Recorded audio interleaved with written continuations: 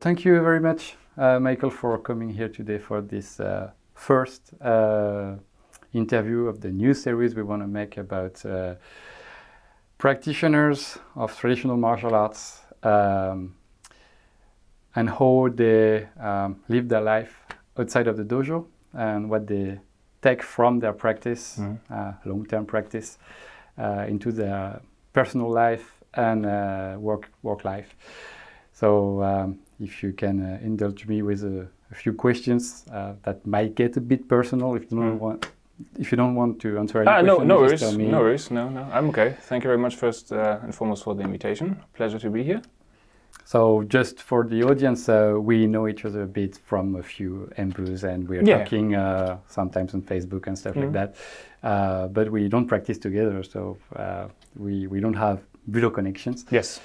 But it's interesting to hear from someone who has a different perspective. And I also know that you have a background in Aikido, so maybe I will ask a few questions about that too. I actually have the background in Aikido, so my first dojo in Germany was an Aikido dojo, but I've never practiced it, the art. I know that the Aikikai Hombu dojo is close where I live in Tokyo, and I was waiting for my daughter to get to the age where I can actually register her at the Aikikai for Keiko, but that's, I think, all what I can say for Aikido. But the dojo I belong to in Kawasaki has a long history in Aikido. Yes, so they demonstrate at the Aikikai annual demonstration. Exactly. So maybe I can say something about that. Okay, so can you introduce yourself? What do you practice? Where do you practice? What kind of work you do? Why you are in Japan? Stuff like that. All right. So I started my first step martial arts wise in 2004. So my first steps basically at that time were in Germany. So Katori Shinto Ryu, which I still follow to this day.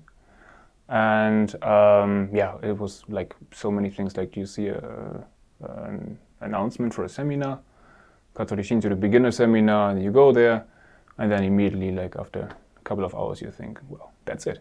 And then I basically stayed. So 2004, first steps in Katori Shinto Ryu. Then I thought, okay, well, how can I get to Japan? I mean, I became more and more interested in language, culture, history.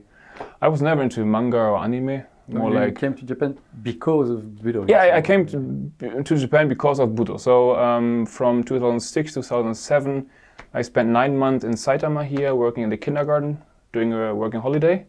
But my life at that time, basically Monday, Friday work, Saturday, Sunday dojo. Actually, at that time I also practiced Iaido, Musou Shinen Ryu. So basically twice a week at Tuesday and Thursday Iai, Saturday, Sunday Katori Shinto Ryu. 2.5 hours one way from door to door basically. But I mean, a year young, and that didn't bother me at that time. So I went back to Germany afterwards, and I thought, okay, well, how can I get back to Japan? It was such a great time. I made many friends who I'm still friends with today here in Japan. And I thought, okay, you have to do something. I had no qualification to go to university at that time, so I had to get my qualification for university. I had to look for the right study course at university. And one friend of mine who basically lived in Japan already, so he studied the same course I did in the past, international management with focus on Japan, in Bremen in Germany. And he basically also had a Budo background. So he knew that Budo as practiced in Germany can be very, very much different from Budo as practiced in Japan. Much more down to earth, isn't it? with less, bullshit. To be honest, I mean, and that's basically where I come from. So he was a kind of mentor, senpai, basically trying to educate me in that direction. Okay, well, if you want to go to Japan, look that if you want to go to Japan, you have to have a job. Basically a job, right? So I enrolled in university then, and there was a 4-year course and 1 year basically studying abroad in Japan, half a year at university, half a year doing an internship, so getting actually work experience in a Japanese organization. So I studied half a year in Tokyo at Sophia Jordy University, mainly focusing on language studies and Keiko. So basically 3 times a week Keiko, maximum which was possible at that time at the Kawasaki Dojo. And then the rest of the time basically, studying for university, doing research, and just enjoying life. Okay, and then afterwards I moved to Aichi, to Toyohashi. But still, I basically traveled every weekend, either by night bus or by local train. Because as a student, we all were young, and you don't have money, right? So the best way to travel at the time, really, like especially in summer and spring, they have this Seishunju Hachikippo, where you basically get for cheap money, you can take the local trains at one day as much kilometers you can ride. So it took me 5.5 hours basically to go from door to door, and that almost every weekend I did. That was pretty cool time. I'm not sure if I could do it nowadays anymore. Now I could afford the ticket for the Shinkansen, but it's still like at that time you were not so much thinking about can I afford it? I just want to make it happen. So you just set your priorities straight. Okay, so for me the priority was always I want to study Budo at the source, right? And then after my studies finished, basically, I came back. I went immediately. Actually, on the day I handed in my final papers, I came back to Japan and started to try to apply for a job. And that's basically how it ended up here. So in my current job with a German Japanese consulting company, mainly focusing on IT implementations for well-known enterprise resource planning software, ERP, SAP, basically. So where we're still involved. I'm right now doing a lot of project management, especially on integrating different kind of systems, IT systems, especially when, for example, like a Japanese customer wants to connect with clients from abroad, for example. And then we facilitate not only the cultural interface, the communication, right, but also the technical realization and the project realization. That's quite interesting because, when you work in this field, people often say that Japan is like 10 years late into implementing IT solutions. Yeah. That's not the image that people have abroad. Because No. But I mean, I think yesterday was in the news that they basically they had a trial with a post-delivering robot. I mean, if this news will be broadcasted in Europe, everyone is thinking, oh my God, in Japan they are so fast forwarding, right? So forward thinking.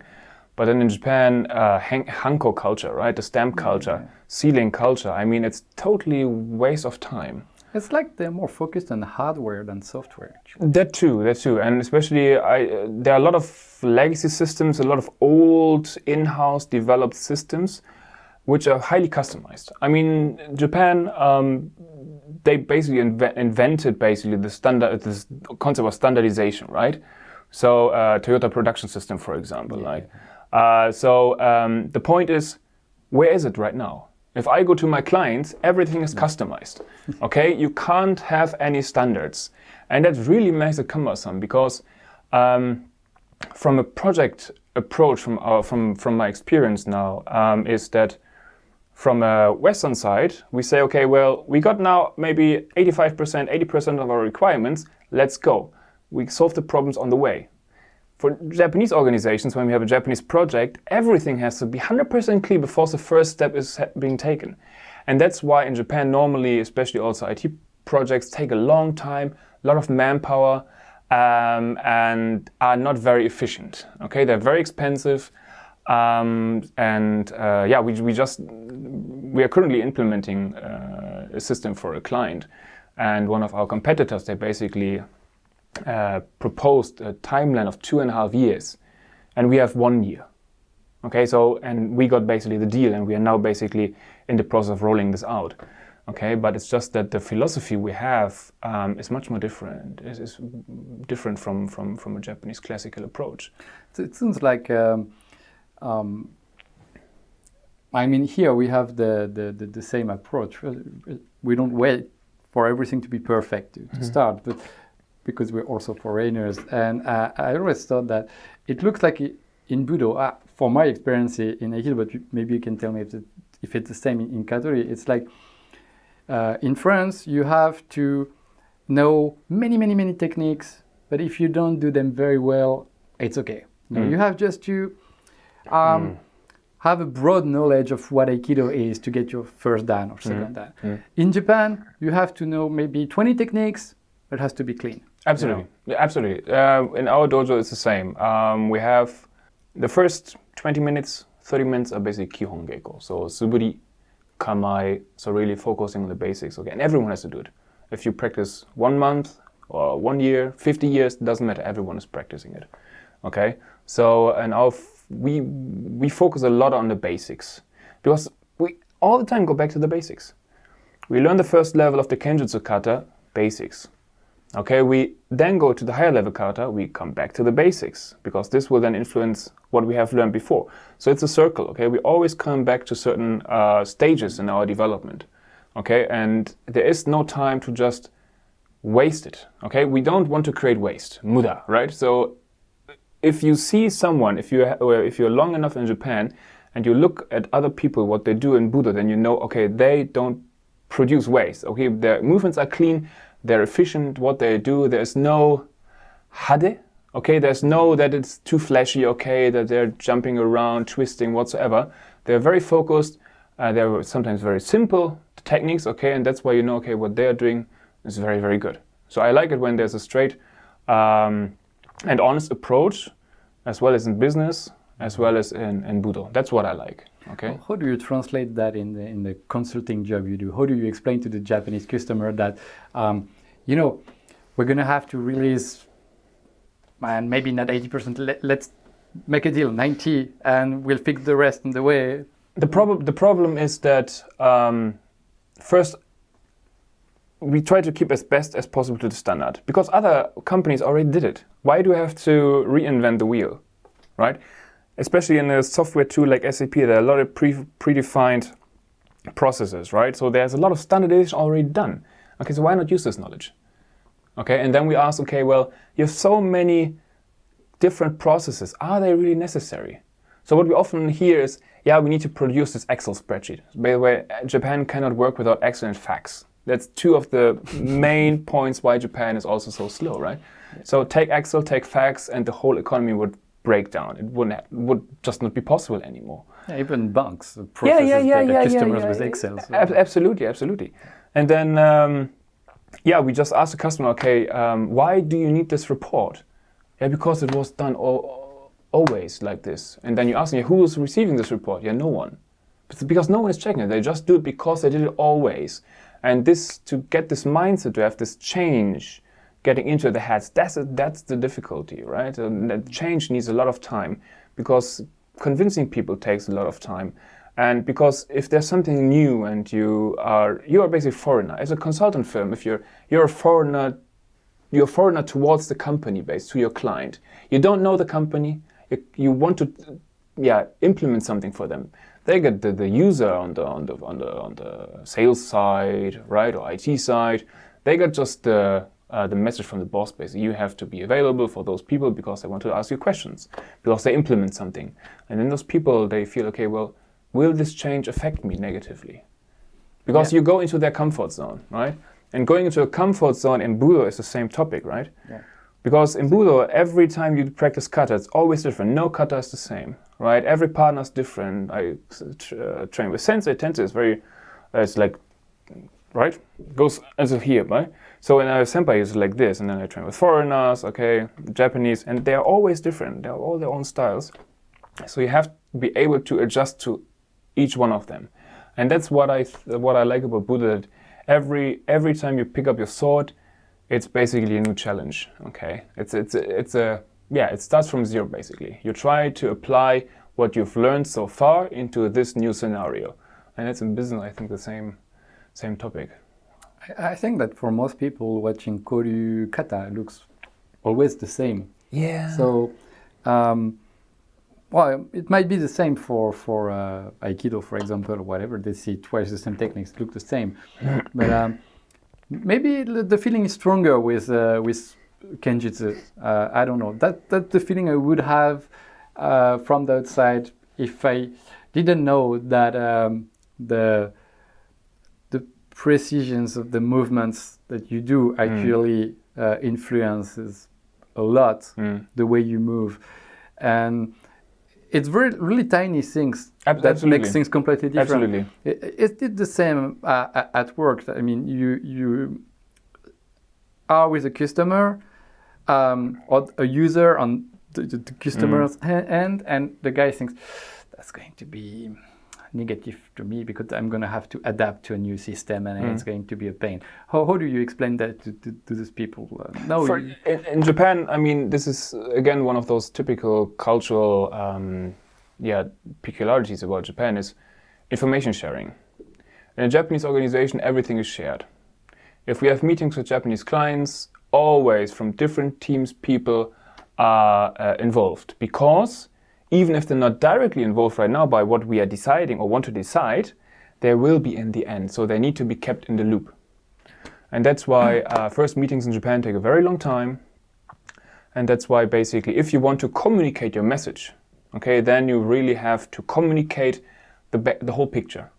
Okay, from the beginning, this change management that you really go into the organization says, okay, well, this is the clear goal. We have the support from the management, and the management is promoting this. So the management can't say you need to be available for them. We want together achieve something. We want to make this company better because of this and this and this, and that's why we have those external people trying to help us with that. So this is a group effort. Okay, the consulting or the client and the consulting company in the end should not work as two different teams. They should work together. Okay, those basically like unity in that case. Okay, you have this common goal and you want to achieve it. Of course, there will always be conflicts. Okay, just because different philosophies just being put into that whole discussion basically. So you have to be very careful but keeping an open discussion and information flow is very, very important, I think. Do you have the feeling that you're not only bringing your work knowledge and capacities, but also a foreign perspective, like Westerners' perspective? Yeah. The classic gaijin bonus has its value, definitely, because sometimes we work with Japanese consultants for us on client side, but also, of course, with foreigners. And sometimes the foreigners, they can just more directly express their opinion. And I like that, because sometimes you just have to directly say something if you want to get results. And most of our clients, they like that. Okay, they appreciate it, because they know that their organization is so tight, so Japanese, that sometimes you just have to really go in and push them towards where you want to go. Do you have this feeling that there are more and more people in Japan that are realizing that their way of doing things is really too strict and too tight, absolutely. and they have to move forward? But even if they have the goodwill, they face walls in their own company. Absolutely. And there is this way of working with one key guy and the company is saying, how do I explain to your colleagues what you already understand? Yeah. You feel that Japan is moving toward this way? I think Japan has several construction works where they need to work on right now. Okay, I mean, we have COVID-19, right, which basically totally spiked the prices for screen monitors, right, for home office and headsets. I mean, I had to wait, I don't know, for 3 weeks for getting a monitor because they were just not on stock on Amazon anymore, right? So people were really forced to change at that particular point. It was an opportunity. Of course, for the business, I mean, it had a negative impact, definitely, but for just trying to get something new, okay, to actually being forced to change, I think that could have actually a very good, very positive impact in the end. But then again, to adjust to that, to this social change is, I think, very, very difficult, in particular for organizations who are very, very traditionally oriented. So, for example, in my wife's case, also working for a big IT company, it's a German company, but it's basically very, very traditional Japanese from an organizational point of view. But they announced immediately telework until the rest of the year. Bam. That's a global policy, and everyone has to follow this policy. Okay, so if there's change, then it has to be really forced upon it, and not just saying like, okay, well, now because one example is in Japan, when there's no summer anymore, then there will be no, for example, like pool classes. Okay, so my daughter goes to kindergarten, and now because it's September, it was very hot still, but because it's not August anymore, all the pool classes were basically cancelled, but it was still like 35 degrees. Yeah. Why is that? Right? Or same in the trains, I mean, when they turn on the heating, right? So you can really say, okay, well, now it's officially winter in Japan, and they immediately switch on the heating, right? Yeah, and it's 40 degrees in yes. October in the train. It's unbelievable. It's unbelievable. So they really like to stick to the rules still, okay, because it has been done as always. And the problem is, and that's also what my old professor said at university, Japanese are very good at making a plan. If they have a plan, they can be very efficient. If they don't have a plan, then it's chaos. Okay, one example the teacher brought at that time is basically Fukushima Daiichi. Okay, Higashino Daishinsai. Okay, earthquake, meltdown, and everything. There was no plan. There was no plan. That's why it took also so long. Her opinion. You can have different examples. If there's no plan, it really takes time to get to the decision because COVID-19 is a very good example. Yes. But because no one wants to take responsibility. Sharing responsibility is really one of the core pillars in Japan. Okay, no one wants to stick out and say, okay, yeah, let's do this, because no one wants to take responsibility for it. On that point, responsibility. Don't we take responsibility when we practice Budo? I mean, when you're facing someone and you move just under his sword, if you get hit, it's your problem. You know, so you're taking a form of responsibility. Do you think that can translate some ways? If Japanese practice Budo, there is a chance that they can move toward more or accept more easily the fact of taking responsibilities outside of the dojo? Or is it something that just it's in the kata? I think if you're working with partner, then you don't have only responsibility for yourself, but for the well-being of your partner too. You don't want to hurt your partner in the end, okay? Because it's not nice if you in judo, I don't know, make a throw, or in karate make a punch, and you really hurt the other guy. I mean, of course, keiko can be tough, kendo, whatever, koryo even, jigeko, whatever, right? It's okay, but the common goal is there. You don't want with full intention produce pain or hurt that this person getting injured. I don't want to do this. So I have to have responsibility not only for my own action, I have to control myself, okay, but also I demand or I expect that the other side is so serious about it that there's no possibility to seriously injure each other. And in all the years, well, now I've been 7 years now in Japan, and I've never witnessed a real injury at the dojo. Okay, that really was someone's really hit. Okay? So people have a sense of responsibility when they practice. Yes, of course. Why can't they take that outside of the dojo? Because then they're the only one. Because then they're again in this group construct, okay, and then there is no place for individualism, okay. And why do on April 1st, when the graduates basically they go into the company, they have the setsumekai or whatever, the first day, why are they all looking the same? They're all buying the same clothes, they're all going to the same shops to buy those clothes, they're all having the same bags, same shoes, they all look the same. Because it's expected. You have to resemble a certain group idea. Actually, you mean that the dojo is a closed, a small circle, so there can be more dynamics between people, but outside in this big Japanese society, it's too complicated, so people can't make the effort to adapt. Yes. That's what I think. Why? Like finding individualism in Japan is very hard, I think.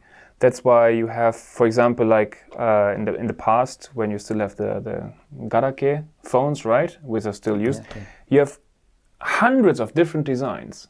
Why? Because people try to express their individualism due to this. They can't wear a fancy suit. Have you ever seen a guy with a blue suit or white suit or whatever, or a hat, whatever?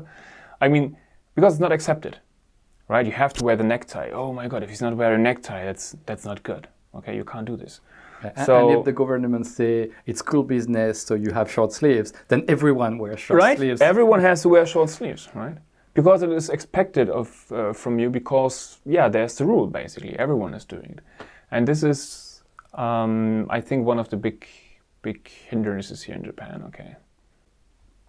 If you take people that practice Budo very seriously, they usually have a slightly different behavior in the society, right? Even Japanese people. Yeah, definitely. So in some ways, if more people were practicing Budo, and I don't mean competitive judo or competitive karate, I mean Budo, the way we mean it. So Katori Shinto Ryu, other Koryu, maybe some form of Aikido, but not all.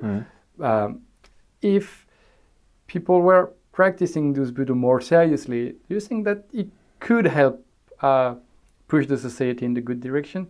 Because actually Budo is also very much about conformism, and there was difficulties in the past between Budo and how would you say that, like cultural issues. I mean, even from the Meiji era, there was some controversial things related to Budo and the World War II, and so it was used as a tool for propaganda and to make people do things. Do you think that Budo has changed, and the way we practice now is more that took the distance from this risk of being caught in a very conservative way of doing things? I'm a member of two schools. So Katori Shinto Ryu now for 15 years officially, and in Chikubujima Ryu, Bojutsu school, for now 7 years. And both schools are, I think, traditional schools from what I think, but from the organization point, much different.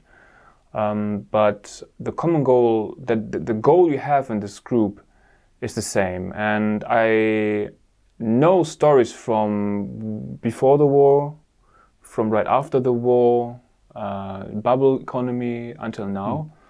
And it changed, definitely changed.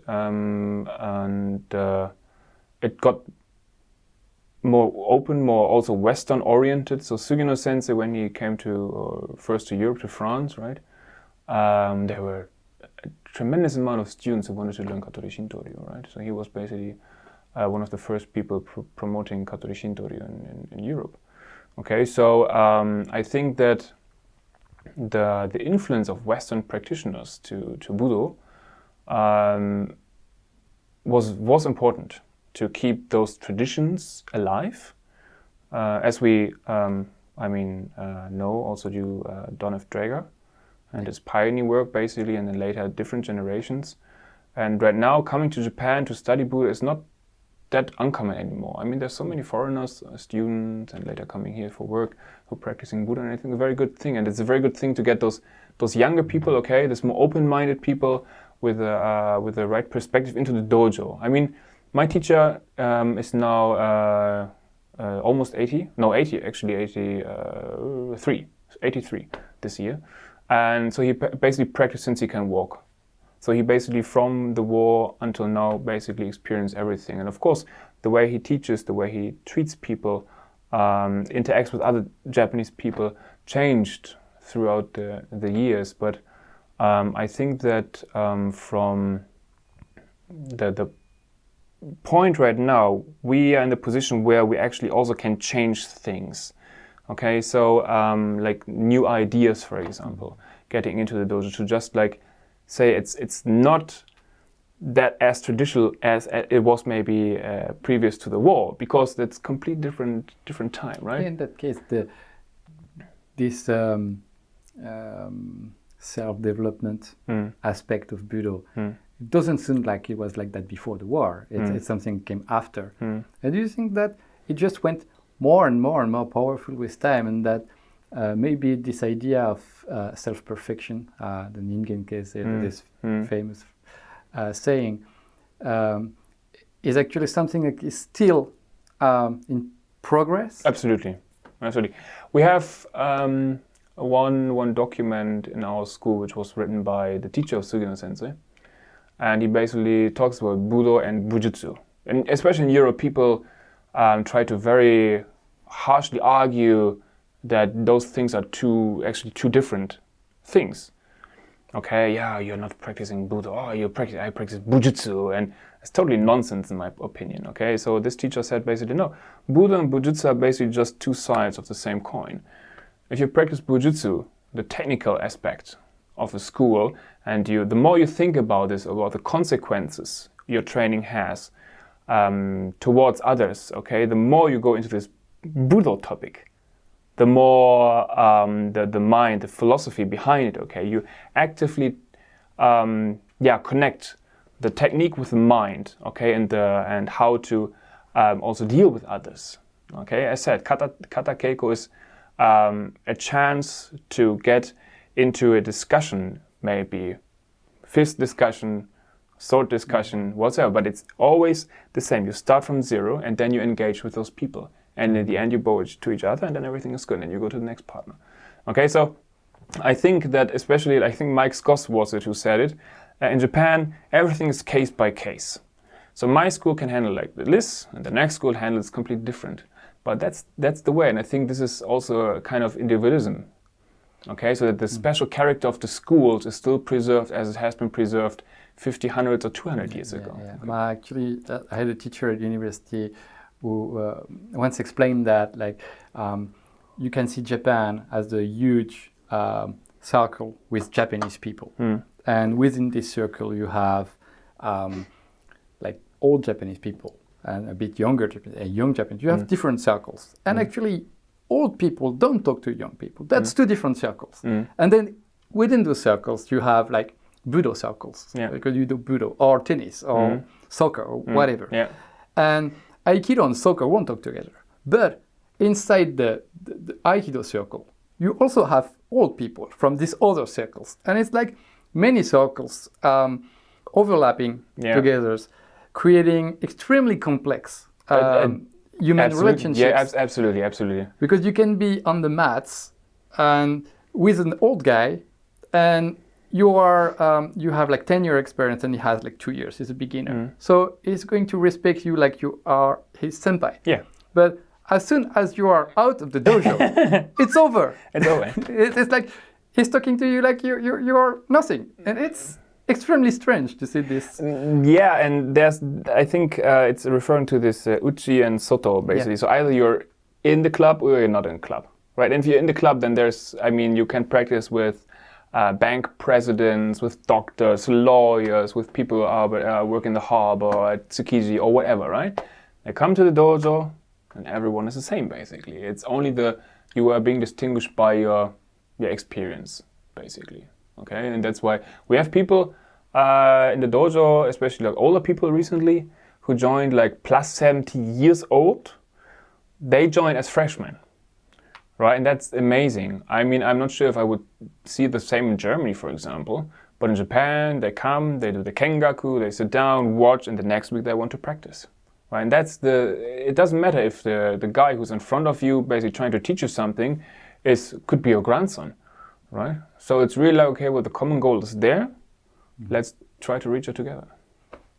That is something that sounds really specific to Budo, right, in Japan. Yeah. I think so. I mean, you have different social hierarchies, backgrounds just clashing with each other. And in the end, so far, I mean, it worked out. I mean, in my case, Katori Shinto Ryu, it's, I mean, worldwide well known. We have a lot of students abroad. We have, in Japan, for my dojo, I think right now, maybe 30 people, but actively practicing maybe 20, something around that. And also due to COVID right now, I mean, anyway, training is limited right now. But then, for example, my other school, we have maybe in all Japan maybe 17 people. Okay, 17 people with one head of the school, basically, who's now in his 60s. It's very, very genki. And so the way the school is maintained and preserved, okay, and practiced, are totally different philosophies, basically, okay. And I like that. I mean, it's refreshing. It's to just experience those different philosophies, different kind of human beings interacting with each other. So my other teacher at Katori Shinto Ryu, practicing now for 50 years, I think, 40 years. He was vice president of the National Bank, the Bank of Japan. Mm-hmm. And the other day I was talking to him because he's now working for like an economic organization, business organization here in Japan.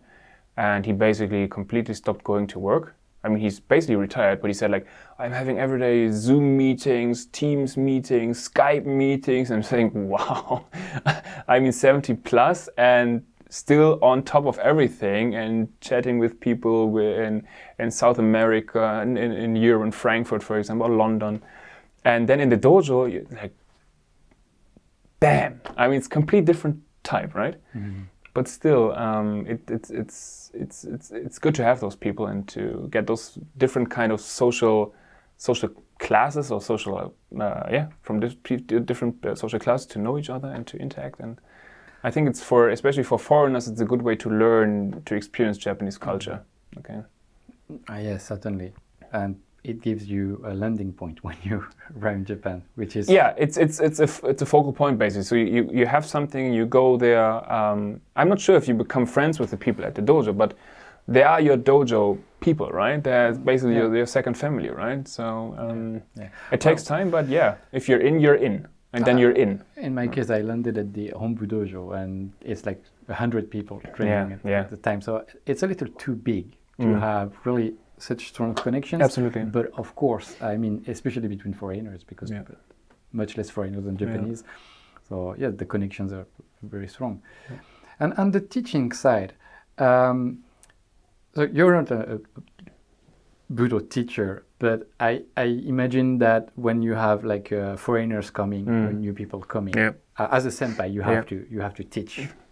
In some ways, you have to coach people. I've coach, translate sometimes. So how do you see the specificities of coaching or teaching in Koryu or in Katori? And how do you translate that when you have to teach or coach people at work?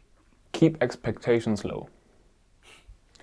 I experienced in Japan when we have guests from abroad, they're here in Japan, they come to Japan, they might even be my senior by years of experience.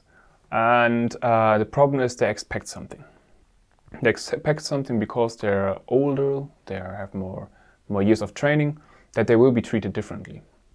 But here in Japan, they're guests, meaning the rules are different. You don't come to Japan as a foreigner, as a guest, and start teaching. You don't do this. You stick to the rules, keep your mouth shut, train. Because that's why you come to Japan. You want to learn. You don't want to teach. So when I go into like business meetings, or if, for example, we have an international project, okay, we try to coach the people, like especially the foreigners coming to Japan, but also the Japanese saying, okay, well, Japan is different. There are certain rules. Make yourself aware of those rules. Keep them in mind. Okay, especially keep an open mind. Don't expect too much. Decision making in Japan is a very, very cumbersome process. So if you ask a direct question and you want to have a decision at that point, forget about it. Okay? No decision will be made at that point. Okay? Probably the decision was already made, but you were not aware of it because it was already communicated around you. Okay? So keeping expectations low. And also try to listen, okay? My teacher normally says that, and I think that's very good, he doesn't teach anything which he's not sure you can do. Okay, if he teaches you something, he's absolutely sure that you can do it. If you can't do it, then you have to work on it. Okay, and if you have to show that you work on it, okay? Because then he realizes, okay, you try to become better, okay? He has the confidence in you.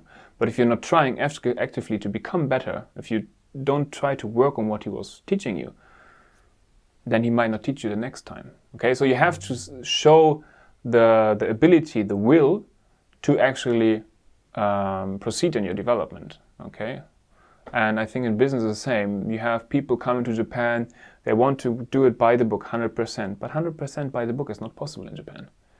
Okay, there are certain standards in Japan which are very traditional. They are since the 70s, 80s, and especially in IT, there are a lot of those old standards. And then you explain those issues to foreigners, and they say, how can the Japanese still function? How is it even possible their business running? Yeah, that's their way. They never had to deal with this kind of business, what you are now trying to force upon them, okay? And there we have the conflict potential, okay? That one group says we want to do it 100%. No, it's not the way. So what you do if you don't have A, B, you try to work on solution C together and try to get a consensus, right? But getting a consensus is very time consuming. That's why, as mentioned already, things, also in Budo, if you want to change things, this takes time, okay? How did the intensive practice change the way you are well, you were like studying at university, then working in your I mean, to make the decision to come to Japan, it seems like you were already someone quite focused. So, but how did Budo change you? I think that's a very good question, actually. So I think especially the first 9 months in Japan and my relation to my then senpai in Germany had a very big influence. So we were basically three guys. One with experience in Japan, myself, and another guy who's still with us, so still best buddies. He's now 4th dan EI, also 15 years now practicing. So the other guy 6th dan in karate, and myself. Okay, and we still stick together. Okay, and I think this time, those 9 months and what came afterwards until I left for Japan, that was really like what brought me on the way. Okay, and I thought, okay, well, if I want to live in Japan, I have to set clear goals, feasible goals. Okay, and how do I get there? I had a lot of interest in Japanese history, so I thought, okay, well, why not just start studying Japanese history? Well, I probably wouldn't have found my job now with Japanese history background. Okay, so I looked for something, okay, well, what gives me the chance to go to Japan, to study Budo, but also I can feed myself with that. Okay, so then basically I try to adjust and just set clear goals, short-term goals, long-term goals, basically. Were you like that before, or did Budo... I think Budo had a big impact, and also and then especially the time in Japan, like we were saying that it was such a good experience that it gave me so much. I don't even know what it gave me in that particular time anymore, but it was just that it felt right what I did.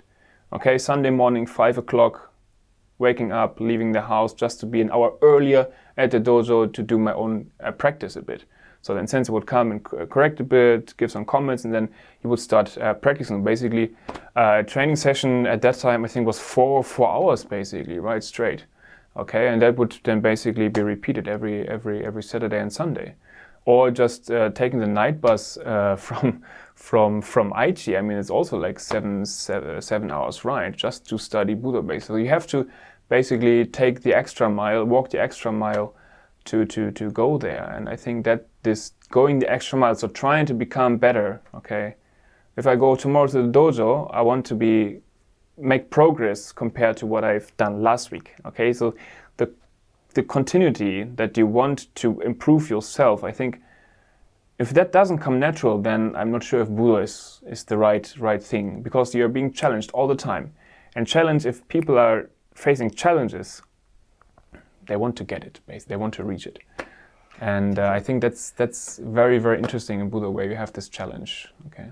It's interesting because when I ask this question to friends, I always get two kinds of answers. There are people who immediately jump to the technical side, you know, the rigor of Budo and the fact that you take risks when you practice with a weapon, and stuff like that. Or people even talking about techniques, you know, when you do this technique, But you talk about people. What about the relationships you had with your teachers and with your friends and everything? So, to you, Budo is primarily a matter of relationships between people. I think so. Yeah. I mean, I just to give an example. I mean, Budo in the old days, rural Japan. I mean, villages. They had maybe a dojo with a family teaching there, and people would come. They would work on the fields. They would help this family, and in return, they would be taught in the particular school of that area. So there is a relationship between people, right? Because they live in the same area, they do the same work, they practice the same swordsmanship style, and I think that's what I like about it. Basically, that you go to the dojo, you have different kind of types, okay, and it's like an own organism, right? I mean, you have different kind of personalities. So I think you can learn a lot from those encounters, basically, and so that's why, for me, also what I do besides my actual practice is just to go out, do research, visit people, chat with them, get breadcrumbs, just new information, and try to just connect all those bits and pieces from our school's history. Okay, and that only can happen if you go out into the countryside and try to approach the people directly. Okay, and it's nice if you trace down one of the former head teachers' family, basically, who are still living at the same place, in the same house, and then you approach them one day and say, yeah, that's our grandfather. Come on in, let me show you something. And then they get their own photo album, basically, and then, oh, we have this old Bokdo here, and have a look. And then you think, I mean, from your school, basically, wow, that's so awesome. I mean, they don't see basically at that point how important that is for someone like me, but it's just like that. It's also this glimpse in the past, right? And then afterwards, you visit them again, and then they say, you know what, Michael? Thanks to you, I actually got more interested again in what my family did in the past. So you're basically kind of gave them incentive to actually look again into their own history, okay, their own families. And this is what I like about the Buddhists, are not only technical and the people side, okay, interaction, but also the historical, the background of the whole thing, okay. And that brings me to the cultural topic, culture and Budo. I mean, of course, Budo is highly cultural because it's a culture of Japan, historically speaking. But what about cultural conflicts? When you practice Budo, you have to practice a set of clearly defined techniques. So there is no big conflict in how you're going to do, especially in Koryu, or more probably in Judo or in Aikido. But in Koryu, everything is clear. But how do you think that this practicing Koryu, and specifically what you do, Katori, can help you connect dots, find cultural elements within the Japanese culture, and accept them as different as they can be from your own culture? And if I extend the question on the opposite side, how do you cope with foreigners who have, or Japanese who have difficulty with foreign cultures, or you know, those cultural frictions that sometimes can be tough when you live in Japan, actually. And I mean, you're German, so you have this experience of a massive immigration in your country, which creates lots of tensions, cultural tensions. What's your vision of this cultural importance in Budo, and how you can help people fit together? As mentioned once, if you come to Japan, you have to have an open mind, but you have also you need to be able to adjust yourself. Okay, so there are rules in Japan. First and foremost, you need to learn the language. If you want to survive in Japan, you need to have the language, and I think if I would go to Spain or France or wherever, I want to speak the language. Okay, so that's the prerequisite. Basically, you have to learn the language, and you have to keep an open mind. So if I would be a politician in Germany, I would basically order every student of high school go for 1 year in another country, South America, Africa, Asia, whatsoever. Get your cultural background wider, okay, and then there were so many problems would just be solved afterwards. I think just to broaden this experience, because we are not alone on this planet, right? And especially in Japan, where Japan, island country, and yeah, foreigners are still minority, obviously, but it's just like you have to keep this mind open. And you said that it's very clear. I mean, in Koryu, okay, that there are defined patterns, right? The kata, right? But especially from my own research, is that the core is always the same, but interpretation by the teacher might differ. Okay, so probably what we are doing in 20 years might be different what we did 20 years ago. Okay, so to be able to adjust to those changes, okay, especially in our fast changing world, I think it's a very, very, very hard to learn social skill, but a necessary one. Okay, so there was one bad example. There was only, I think, in my whole time basically where I'm now involved with Japan, Katori Shinto, there was one example where I really had a bad experience with Japanese. So there was one embukai in Yokohama organized by a local Iaido teacher, and one of my Katori Shinto senpai was invited. So we went there, we did a demonstration, and we attended the banquet basically afterwards. And unfortunately, some of the speech givers, they were very right-wing oriented.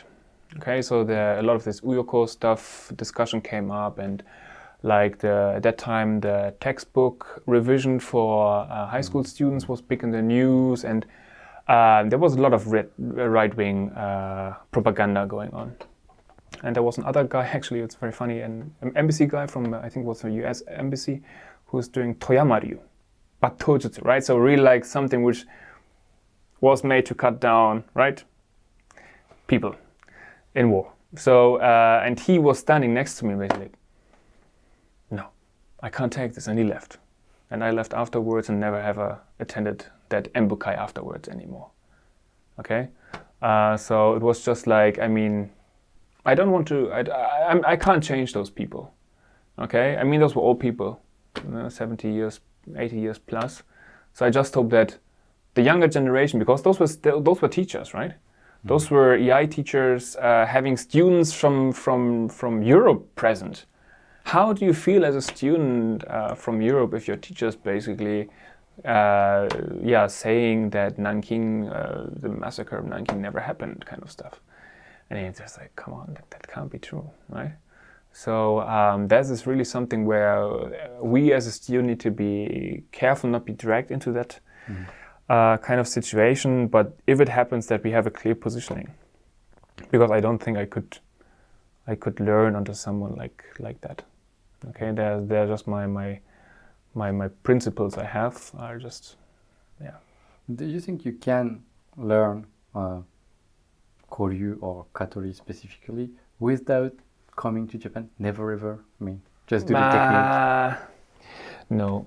I think it depends. If you have a teacher who lived in Japan for a long time, so he really managed to learn at the core, and if you're becoming a student of him, her, I think it's possible to learn the school. But taking the school completely out of Japan and moving it to another country is probably not the wisest choice. Okay, so for me, if you want to study Budo, you should study at the source, and that means Japan. Okay, so in that case, if for this cultural elements that you absolutely need. Yes. Just because there are certain things you don't just learn in Japan. Okay, one thing, for example, is it's totally banal thing. It's actually stupid, but cleaning the dojo. I had one really heated discussion with people from my old dojo in Germany, especially, unfortunately, Aikido people, when I told them, basically, you're responsible for your dojo, clean your dojo. You come before the training, you vacuum clean the dojo, and you practice. Why should we do this? We have a cleaning lady. In Japan, every time when we arrive at the dojo 1 hour earlier, first thing, vacuum cleaning. And no one is asking about this. You're just doing it, right? Exchanging the water for the flowers, okay, making everything pretty, and then you practice, right? Cleaning the migaki. So basically, you want to the space you're gonna use. It doesn't have.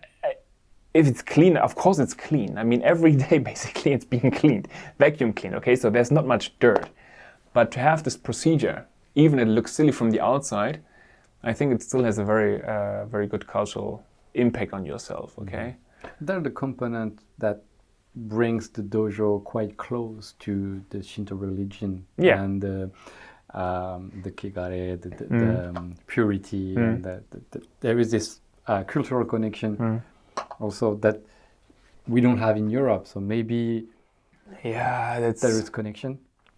But especially Europeans, I think, are so eager to learn all this mysticism, philosophies, religion, and Zen here and Zen there, and I think the image people have in Europe from what they think is a philosophy or a certain way of doing is completely different from what is happening in Japan. Another good example, drinking in the dojo. Yeah. In Europe, no drink in the dojo. In Japan, I mean, shokibarai, summer party, right? Putting the barbecue in the dojo, window open, beer on the table, right? And then even one of my senpai used to smoke in the dojo, in the entrance, basically. Don't tell them. I never ever tell anyone in Europe, oh man, this person smelled and smoked in the dojo, right? I've heard that from someone. I never saw the guy, but I've heard that one very famous Aikido teacher who taught a few seminars in France back in the days was actually smoking in his own dojo during classes in Japan. And that when he was in France, where it was completely forbidden to smoke in the dojo, he was like smoking at the window during the class. I mean, people were practicing, he was smoking, and then he was back on the mat. For foreigners, it's total cultural shock. Yeah. Because the image from the dojo, the clean place, and so on, go to the dojo in Japan, it's completely different. I mean, we're giving sake or nihonshu to the gods as offerings in temples. So it's not strange to drink alcohol, and not strange to drink alcohol in the dojo. Yeah. It's I mean, even the connection to Shintoism, right, with alcohol and everything, with sake, right? I mean, there's always a bottle of sake somewhere standing around. Okay, so, I mean, I don't mind. But the problem is that the image people have when they come to Japan is, well, that's, I think, the hardest part is this Budo culture shock. When they're in their own universe, okay, sphere in Europe or wherever, and then they come to Japan and everything they think they know, it's basically nonsense, okay? You have this Latin expression, mens sana in corpore sano, which means to be a good body and good mind. So you don't drink alcohol, you don't smoke and everything. And it's like the way they see Zen and Budo and everything in the West is still like that. And I know actually monks who are just Zen monks, and they drink, smoke.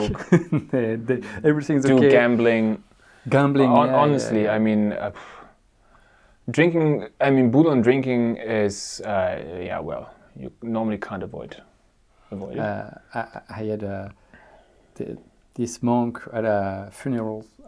He was not drinking that day, but after the past day, the evening, he was drinking with us, and I was like, "You don't drink for lunch?" He said, "No, because today I'm working, so I'm not drinking because I'm working." You're working, okay? Because he was the priest for the funeral, and I asked him, "What is religion to you today?" I mean, Japanese, they don't really believe it's. You have no followers in your temple, just people coming for ceremonies and stuff like that. And he just said, "No, we are philosophers, maybe. We're helping people. We're just giving them a little peace of mind when they lost someone. And we're just yes, helping people to go through difficult times in their lives. Mm. And it was like, and that's religion to you. That's the best use for religions today. Yeah, I think so. I thought that was pretty smart for... Pretty smart and pretty open-minded, actually. Yeah. Very, very nice priest. But I met priests like that, and some who practice Aikido. Nice. And they practice, and they smoke, they drink, and everything. They're very, very cool people, very open-minded people. And you can feel that they have philosophical and religious teachings. But they are still normal people. Human beings in the end, right? Yeah. I mean, especially when people come to Japan, they see sensei, or the sensei goes to Europe, and then they have a seminar. Sensei is here, right? Godlike, basically, right? Especially when you're a beginner. Here. But in the end, I mean, we're all humans, okay? And I think that's to remember that humans have their good sides, but flaws, okay? And so when I went to some of those embukai, and then afterwards attended the Benkei, and when you really have people really on the floor, you see them, it's fantastic. But then when they behave while drinking, it's totally different thing, right? And so that's also one of those culture shocks. One definitely where I experienced them, of course, and I think it's good to experience them. I mean, if you never actually experience those, then you're still living in this bubble, I think, because nothing is. It's not a perfect place, Japan. I mean, when you're a tourist, I mean, for you, Japan is, everything, right? You can find so many interesting things in Japan, but you don't see behind it. Okay, if you're living here, if you have to make a living, okay, and you have to, for example, deal with Japanese bureaucracy for whatever reason, okay, school system, medical system, and then you compare this with your own country, then you actually get this cultural, or you should actually become to appreciate also your own culture, right? So when I first came to Japan, and I had not many German friends here, I focused really Budo and work, and then you really come to cherish what you got in Germany, for example, right? And so right now I could, without move back to Germany, but I want to stay in Japan. I want to practice Budo, a family here. So that's where I belong, but I know that Japan is not perfect. Okay, if you realize it, if you can accept this, then you can make a plan how to deal with it. Okay. Yeah, let me think about a trend that is growing very much in Aikido recently, internationally. It's the gender equality thing, and I think it's a very, very good thing that. Because we're practicing Budo and we're doing some form of philosophy, it's good to think about equality and human rights and stuff like that. But I see foreigners expecting a lot from Japan. Like they want leadership from Japan about gender equality and stuff like that. But, it's not Japan, it's just not what it is. So maybe they're late and it's a shame, but can you really criticize Japan for being late at that when the reason for which you are actually fighting for those rights is an art that comes from Japan? You see, it's not good. Very contradictory. It's not good to force changes upon anyone. Okay, changes normally have to come from an intrinsic approach that you want to change. Okay, and I think that's very important. In my dojo, we have a couple of female students who are treated as anyone else. So there's no difference. I see the difference. Especially in Katori Shinto Ryu, in the past, it was that, especially during the war, in Chiba Prefecture, Katori Shinto Ryu was taught at the schools for girls, Tatsumi Ryu Kenjutsu for the boys. Okay, so Sugino Sensei at that time especially taught Katori Shinto Ryu at public schools, and one of his fellow teachers, Ito Sensei, a student or a teacher at the school in Chiba, she was a Naginata teacher basically. So she educated taught a lot of women in Katori Shinto Ryu, and one of those were Torigai Sensei, one of the senior teachers at the Sugino Dojo. Okay, so the old Madame Grande Katori Shinto Ryu for Naginata-jutsu. So if you look YouTube old videos and the lady doing Naginata, that's her. Okay, it's fantastic. And she was from the beginning, basically, from the wartime, basically onwards, a member of the dojo. So what was different in the past was that, for example, the curriculum taught to women at that time was different. So nowadays everyone has to do the same stuff. No difference. In the past, they would start with Kenjutsu, Naginata, and the Kodachi, just also from the historical perspective, seeing, okay, and what they were taught at the school, right? But even at that time, back in the days, it was not common that a student would learn everything. So, for example, the founder of Meifu Shinkageryu Shuriken Jutsu, Someya Sensei, he was a student of Katori Shinto Ryu, and he basically only learned a bit of Kenjutsu, Iai, and Shuriken. Okay, so he never did the rest. Okay, so, and that was basically very common. I mean, the teacher would decide what's best or for the student or what the student would like to learn. So there are stories of people only learning the Yari, for example, of the Kenjutsu in the past. Okay, so it was much more flexible maybe, but nowadays it's just like, because we have to preserve the tradition, we want to preserve the tradition abroad, we have to teach everything. And the gender equality, I mean, you come to the dojo, you want to learn, it doesn't matter what you are, where you are from. Okay, we have people with disabilities, for example, we have people from different backgrounds, also with different religious backgrounds, okay? But in the end, everyone bows to the Shinzen, okay? Does the clapping of the hands and bows to the senpai and the sensei, and then that's how you do it, right?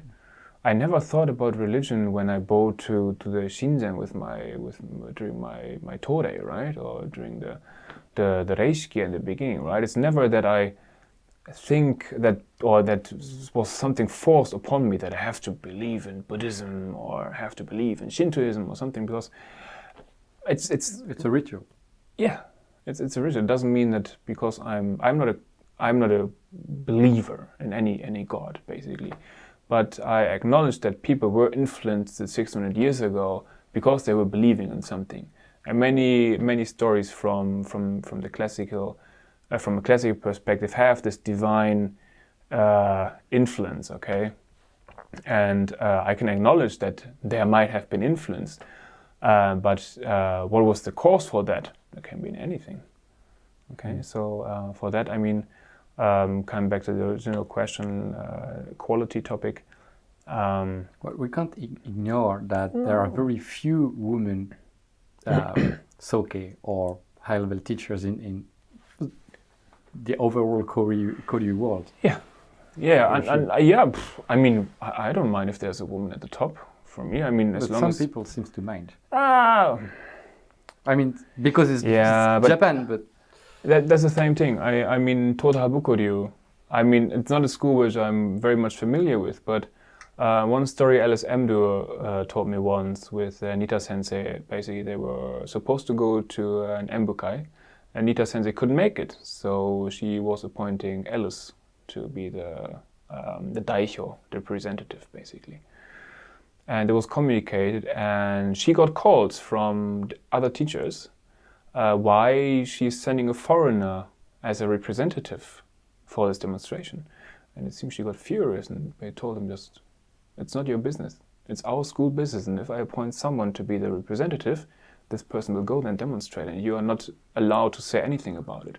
I think that's a very good approach at that time, and she was a very strong woman, and also her teachers and her teachers, right? Is that the old video, the old Embu we can find on YouTube? I don't know if that's the one. I think but for there is one. Maybe you can put some images. Yeah, I mean, this is I mean, there are other schools who are headed by women right now, and I think it's Yeah, it's fantastic. And I don't distinguish. I see the school and I see the head teacher, and if this head teacher impresses me from a technical perspective, from a humankind perspective, then that's absolutely good for me. I don't want to force people to appoint someone just because of the necessity to appoint someone. Okay, if the person is good at what she or he is doing, go ahead. Right? So no worries. Seems to be a common voice among the younger generation. Maybe old people are a little more traditional. I mean, in Japan, if you're not talking about Budo, but in general the workforce, gender equality is wow. I mean, we still have to wait probably 20 years for that. But in Japan, especially the workforce and the knowledge also the women have, it's total wasted in Japan. Yeah, total waste. I mean, there are so many clever, intelligent, really on the spot thinking, well-educated female practitioners or whatever, right, graduates from university, right? Then they enter a company and it's really like that, yeah, they're just wasted there. Right, and then they, for example, marry and kids, and then they want to get back in the job, and it's just impossible because there's no way for them to get properly back in the business, right? And then, even if they have the qualification, and that's where the government needs to step in and say, okay, we need more daycare, right? We need to work on work-life balance, whatever. There's the Premium Friday. It doesn't mean anything. No one does Premium Friday, right? So it's just nonsense, right? The other government in the past, they announced so many things, but the actual outcome... Friday, I completely forgot about it. Was right? it 2-3 years ago? Yeah, Premium Friday, yes. No one ever did it. Absolutely not. Absolutely not. So instead of just putting money on the table and saying, okay, we build more daycare, we make education cheaper, right? Japanese education is super expensive, right? So those are the things, the core problem in Japan. And then if those things change, and if people actually are giving also the possibility to get help, basically. If you look at the overall status of women in the Japanese society, actually Budo isn't that bad. Might be even better than the standards of the Japanese society. I look at the dojo, I don't see any difference. Right? Well, the same in Aikido. I mean, we don't have many women teachers for various reasons that are too long to detail, but the respect there is for women on the mats as a standard in a standard class is certainly superior in the dojo than it is in any regular Japanese company. Yeah. So there is a progress made in the Budo world, I think. It's just strange that Westerners compare or expect some leadership and that from Japan, because Japan is clearly very late about it. Absolutely. I mean, if I look at my dojo, as said, we have a couple of female students, also who were practicing for a longer period. And the only time if I would look into classical male-female roles, when we have our bonenkai in the dojo, and we do the mochi, and then normally the ladies take care of that. Whereas for example, the guys do the mochizuki, right? I, as a foreigner, do my German potato cooking every year. And so everyone basically has his or her role, but it's not forced upon them because we expect them to do that.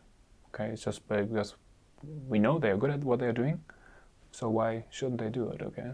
So, yeah, and I think that's a very healthy approach. I mean, if a woman would say, I'd like to do that, no one would say, yeah, okay. No, of course not, go ahead. Sure. No. I've never experienced that someone was not granted anything because of his or her gender or nationality, okay. Yeah, challenging Japan on various topics like gender equality or racism, even if the word has a slight different meaning in Japan. It's not easy to challenge the country, especially when you're invited, you're a guest here, so you feel like, I don't want to challenge too much. I don't know, it's a question I wanted to ask.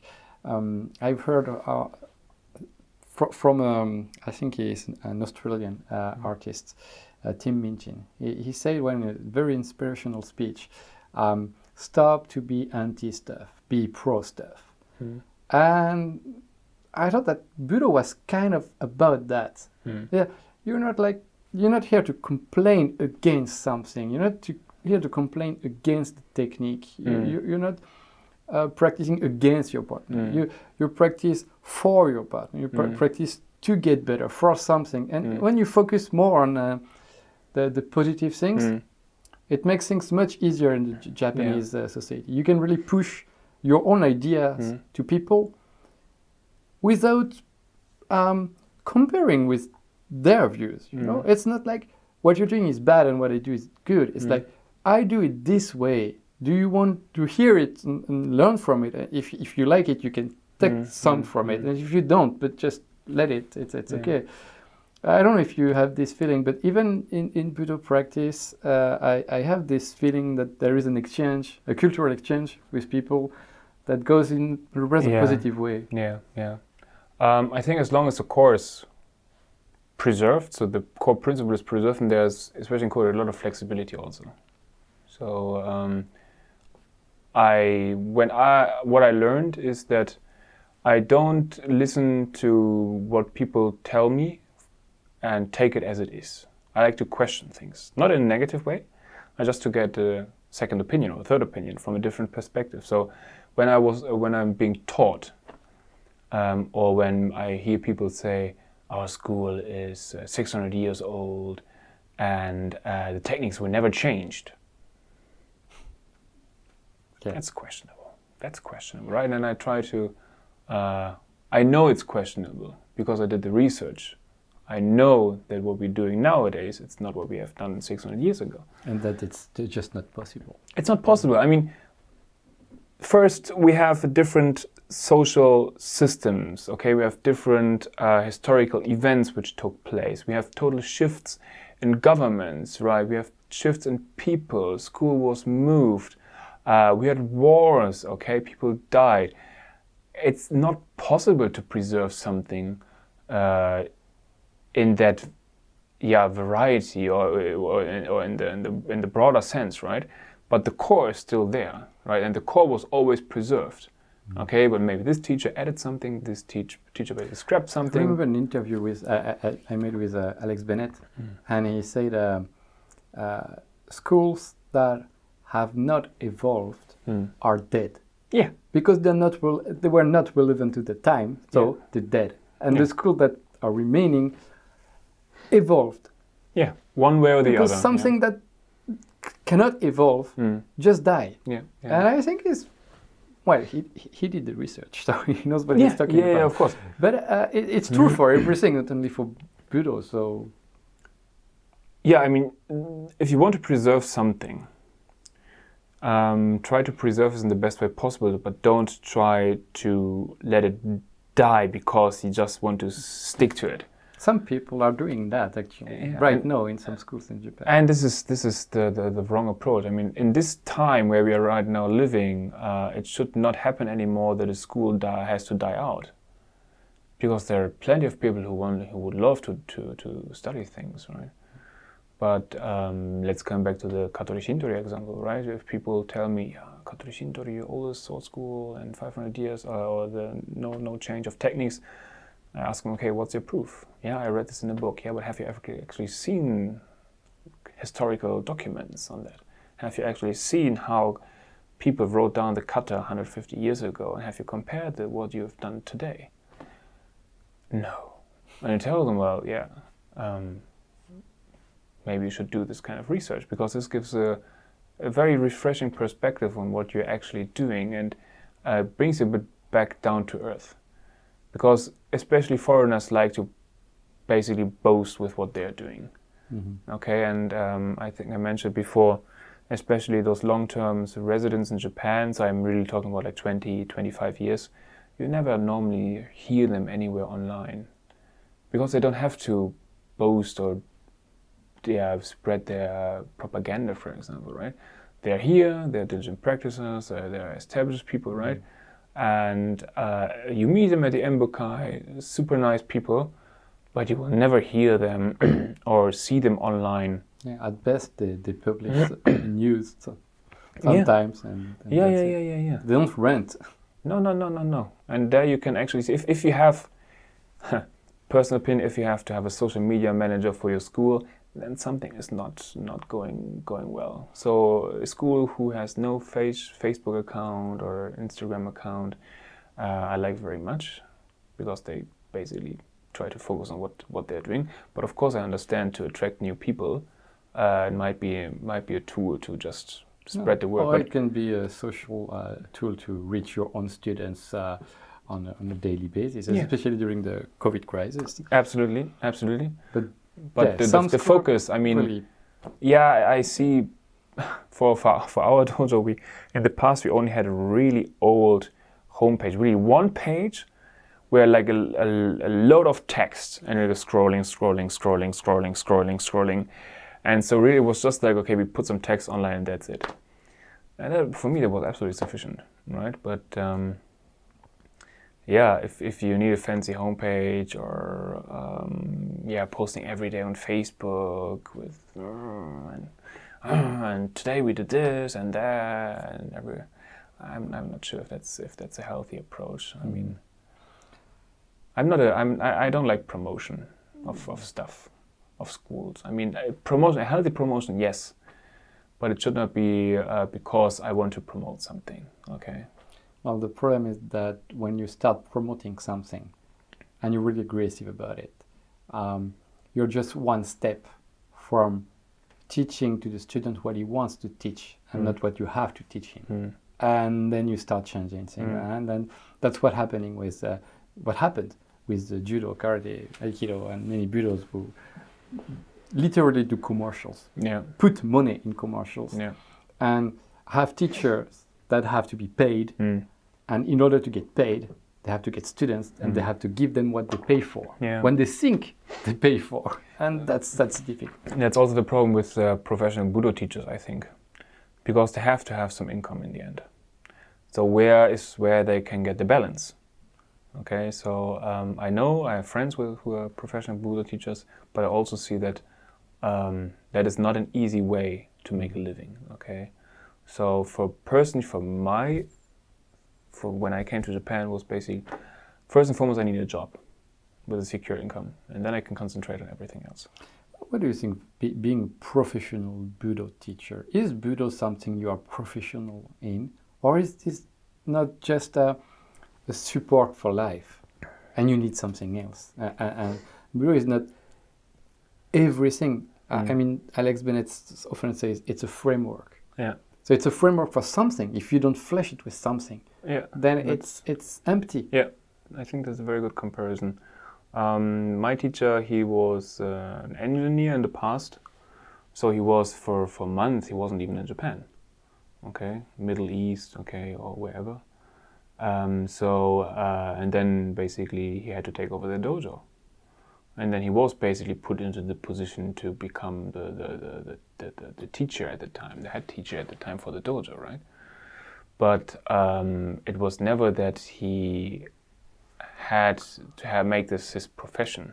In the past, like before the war and everything, it was a bit different, right? I mean, Sugino Sensei, the old Sugino Sensei, who was a professional Budo teacher at the high school, for example, right? But there are different times, different circumstances, right? But nowadays, I'm not sure if this is a healthy approach for preserving Budo for the next generation, right? I rather have a couple of really determined students than like a bunch of or hundreds of students who are, well, you don't even personally get to know those people. You can't judge what kind of personality this is. And one topic, for example, Keppan. Some schools you have to do the Keppan right at the first day, basically. But I find that actually very difficult because you don't know what kind of person asked for permission to join your dojo. So in my Bojutsu school is basically after a certain period of time, you have to do Keppan. Okay, and then basically sensei asks you, would you like to do Keppan? And you said yes. And then because then he knows you already. He was able to look into your character and to get to know you and judge if you would be a good benefactor to the school. Okay, and I think this is important, that the judge of character nowadays, it takes time, and especially like traditional practices like Keppan, they should not be rushed. Okay, because even like people are then again trying to project some expectations, right, into this procedure. So one has to be very careful how to deal with this. Mm-hmm. Brings the topic. So there is a component of Budo practice that focuses on judging character or understanding the other people through physical contact and practice. How do you think that from my perspective, I see that in Aikido, where we have weapons and Taijutsu, it's much easier when you have direct contact with someone. Absolutely. Yeah. So it must be much more difficult with weapons. Yeah. And what about an even much longer weapon? I mean, do you feel that there is the different things that you get depending on the weapon or kata or set context of practice? Yeah, there's in Katori Shinto Ryu there, well, at least in the line I follow, there are certain sets of kata where you are getting very, very close with your partner. Meaning, the ma'ai is very close, and the swords really like stick to each other. So there's one kata where there's a cut coming, and you basically put your sword on top, and depending on how much force you put, which angle, your opponent can cut you, or you can cut your opponent. But to have this feeling, to be able to control the opponent, basically, that you are in control, that's the tricky part. And this said, there are a lot of those tweaks, those things where you actually can feel your opponent through the sword. And this then will basically be projected back to the beginning of when you learn the sword, okay? So, but it's much more difficult than compared to someone who you can actually touch, because you get the immediate response, muscles, okay, strength, whatsoever, right? But with sword or spear, so the first thing basically is when you you have to look at someone, okay? You have to understand, okay, how tall is this person, how is it kamae, for example, especially like Naginata, Bo or Yari. Then you judge that person, or you try to assess this person, okay? And then you try to adjust to that, right, to cope with that. And so especially like with Yari, I mean, it's a fierce weapon, right? The kata are very short, it's like really piercing, and it's a scary thing. It's much scarier than Kenjutsu from my perspective, but it teaches you a very good body foundation. Okay, so in Katori Shinto Ryu, you learn everything, sword, bo, naginata, but the foundation is always the same. But the sword, because it's a very short weapon, a light weapon basically, the bokuto, you're not getting immediate feedback from your body, okay? And to have this connection between body and weapon, it's very, very important, right? So the yari, because it's a very long weapon, it's a very heavy weapon, you get immediate feedback, okay, which muscles you are using in which way. Okay, that's why in that regard, when that's to training, I think is that finding that right balance and applying this to the actual practice with your partner, that's a very, very difficult thing, to have this body understanding. I think there, especially in Taijutsu, that's where you have the big advantage in comparison to the weapons guy, because I think for weapons guys it's just more difficult and takes more time to get this understanding. No, I see Aikido people who think that they really are good judge of character because they have this immediate feedback from the physical contact. But actually, in life, you don't touch people. You know, at work, you don't touch people. So I'm wondering. I do a bit of weapons within Aikido and a bit of Kendo, but nothing like your extensive experience in Kenjutsu, and I'm wondering if it's not the opposite actually. Maybe Kenjutsu people are better judge of character because they learn to judge people without having to touch them directly. You know, they have a contact that is maybe more easily adaptable to the real life. No, what your thoughts on that? It's difficult. There are some really scary people in the dojo. So also from my experience and what I was told in the past, there were people where you would really have to be careful when you practice with them because they were so fierce, they were so strong that you have to give 100%. But this is only for the dojo. Okay, so they treat you as someone who wants to kill you, right? So that's why you have to give 100%. Otherwise, you might get injured. But when the kata's done, smiling and chatting and giving feedback, for example, and everything is good. And I think this really, the training on a very, very high level, intensity-wise, can be a very good tool for not only for judging characters, but to just experience different kind of situations. Okay, and as mentioned already, kata practice is always different. It's never the same. Okay, everyone has his or her own style, but in the end, every dance is different. Okay, in that case,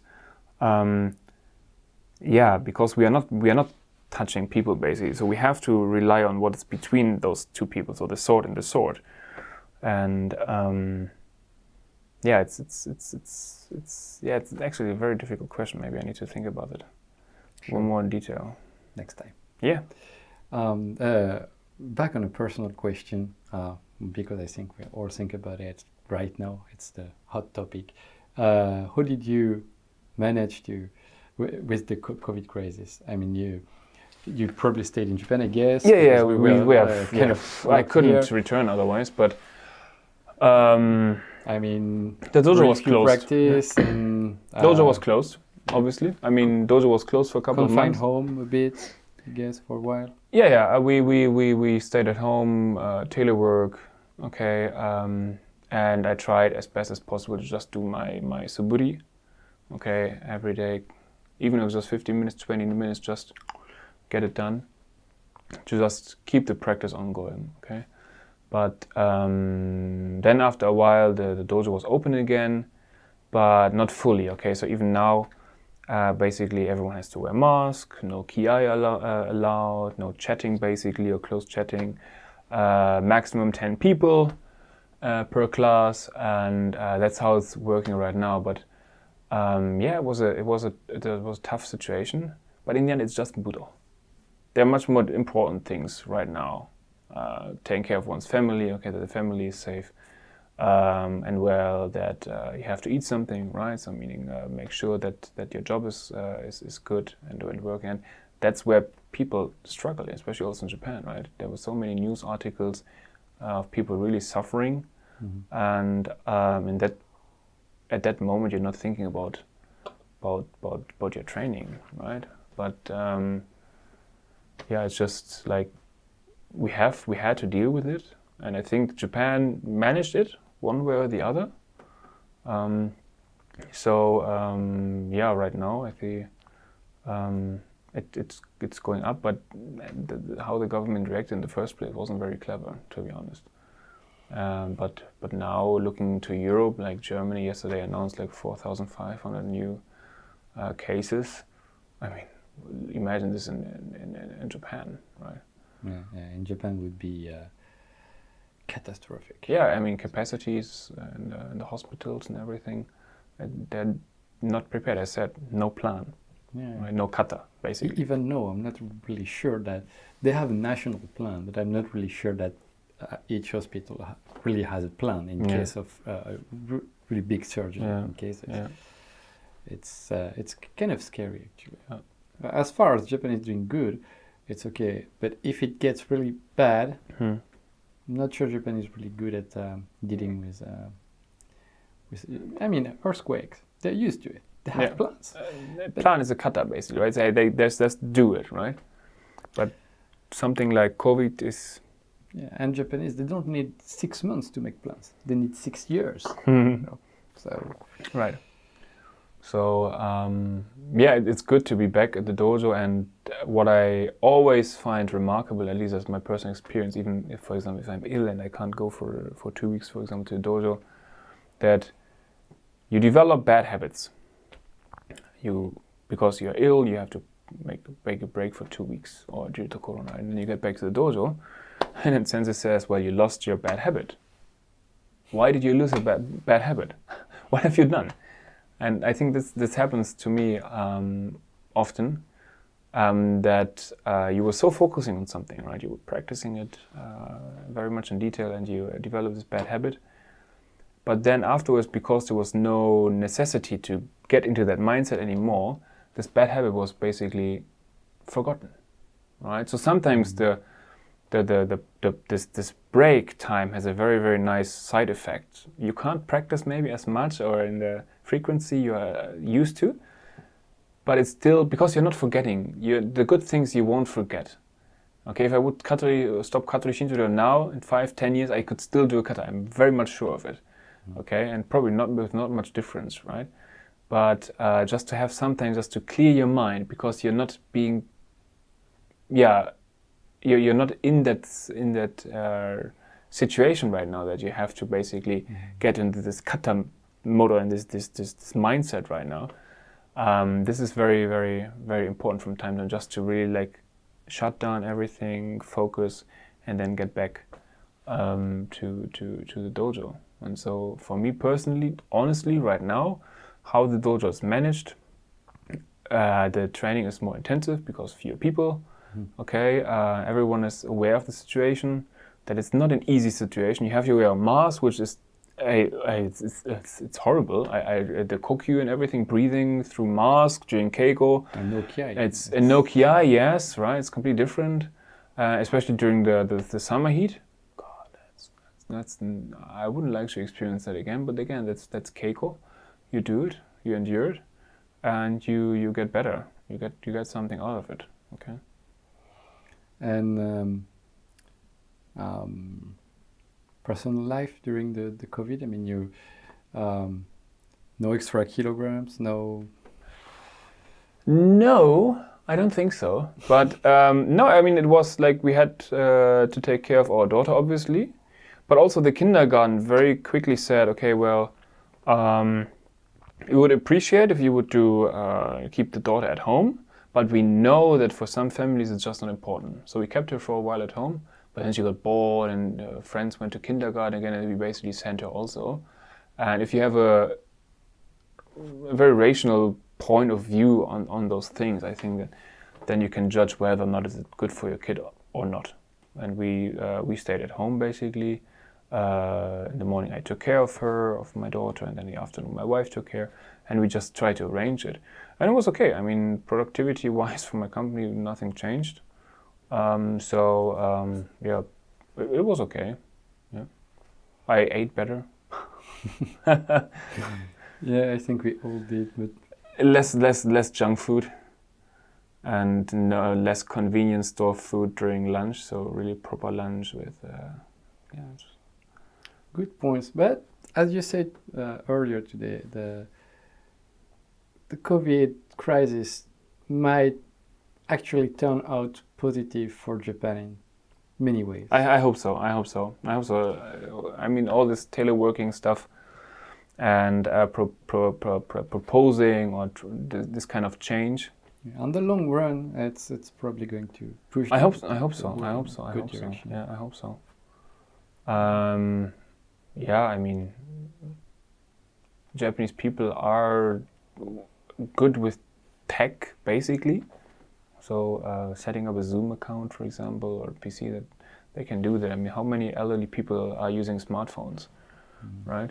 So a couple of weeks ago, I saw an elderly gentleman reading a book one-on-one on Twitter, basically. So he was reading a book on Twitter. I mean, it was, I don't know, 70 something. I've never seen a 70-year-old guy reading a book on Twitter, right, or social media. It was pretty impressive. So, I hope that something of this, because this is a crisis which is ongoing, right? It's not something it was now, okay? It's an earthquake now. So for the next 3-4 weeks, we need to clean up, rebuild, start rebuilding, and so on, okay? This is now for several months already. And as we know, changes in Japan take time. So if this has a positive effect, then I think there will be a chance for Japan to actually change into a good direction. Any topic, anything you'd like to talk about following the discussion we had until now? We went pretty deep, I think, already.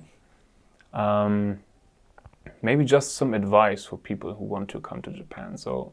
That was my last question. I'm so sorry. I'm sorry go for ahead. that. Go ahead. That won't be the last part, the very end. But go ahead. Basically, if people want to come to Japan, so learn the language properly, and try to make a plan. So where want you be in 1 year, 3 years, 5 years, for example. Okay, check your possibilities also. Okay, try to be realistic. But even like a working holiday, 12 months Japan, I mean, it's possible, right? But keep your expectations low. Be open-minded. And I think Japan, that's what a friend told me once, is basically Japan has, for everyone, the everything basically. What you're seeking in Japan, you can find in Japan. And in particular in Budo, I think.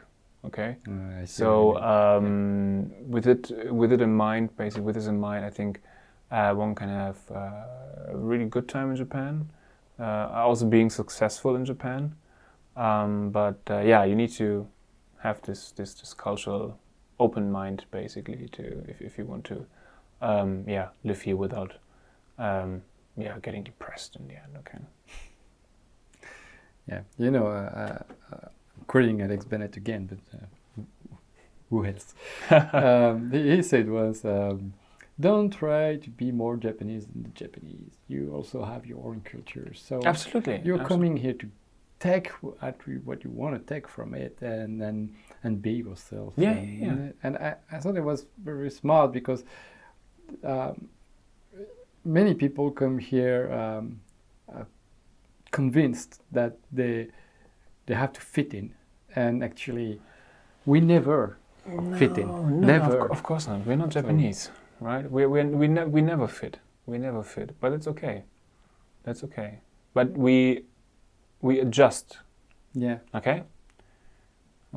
So and that's good. If you're proactive, if you're eager to adjust, if you can accept what the Japanese try to teach you, okay, what the Japanese culture has to offer, then I think it's a very, very good way of living here in Japan.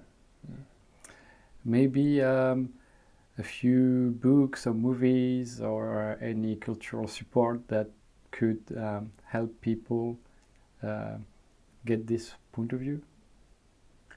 Well,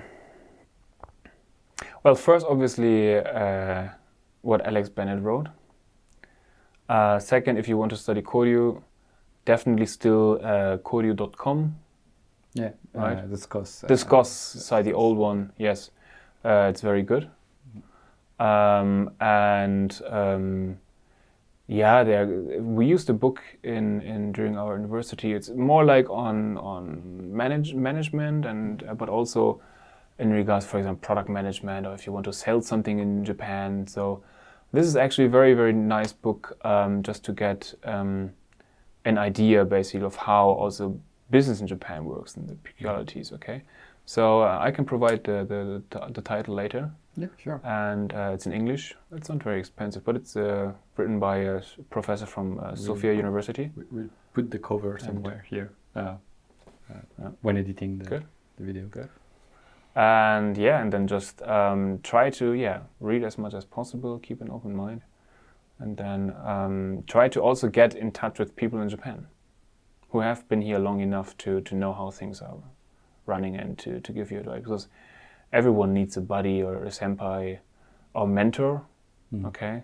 And I think this is also where we who are longer in Japan should see ourselves, because we are basically the guides, okay, the guardians basically for the future generations of Budo people in Japan. Okay, and I think that's our responsibility. And with kids, probably also the future of Japan. As well. So we feels like a responsibility. Definitely. So you're staying in Japan? Yeah, I plan indefinitely. I plan to for now. Yeah, sure. Okay. Thank you very much. Yeah, my pleasure. Thank you very much. I'm looking forward for all the conversations we'll have, and which will never be on YouTube, and or maybe we'll have a second time one day. Yeah. So this was the first of the series. We already have 2 other interviews that are set with very different people, very different backgrounds. Really. So I hope you have enjoyed the first one, and I hope you will enjoy the next one. Feel free to comment the video if you want to contact Michael for some reasons, for serious reasons. You can leave a comment under the video and we'll forward. And well, thank you very much. Yeah, pleasure. Thanks.